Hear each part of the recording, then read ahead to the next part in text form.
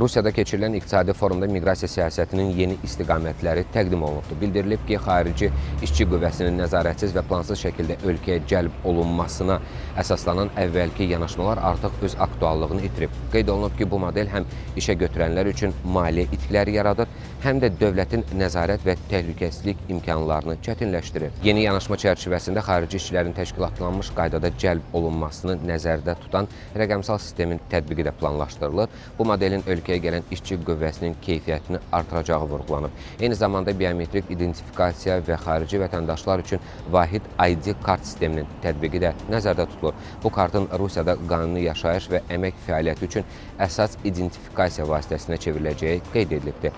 Rəsmi açıqlamaya görə yeni mexanizm dövlət üçün maliyyə və vergi şəffaflığını artıracaq, biznes üçün işçi axtarışı və sənədləşdirmə xərclərini azaldacaq. Cəmiyyət üçün isə təhlükəsizliyi gücləndirəcək. Xarici işçilər üçün isə sosial təminat və əmək fəaliyyətinin şəffaf şərtlərini təmin edəcək. Bununla yanaşı miqrasiya proseslərinin sosial-iqtisadi vəziyyətə təsirini qiymətləndirəcək yeni analitik mərkəzin yaradılması da nəzərdə tutulur. Süni intellekt texnologiyalarından istifadə edəcək mərkəz qanunsuz miqrasiya kanallarını aşkarlamaq, miqrasiya ilə bağlı hüquq pozmalara qarşı mübarizəni gücləndirmək, həmçinin media və sosial şəbəkələrdə aparılan monitorinqlər əsasında riskləri operativ şəkildə müəyyənləşdirmək funksiyasını yerinə yetirəcək.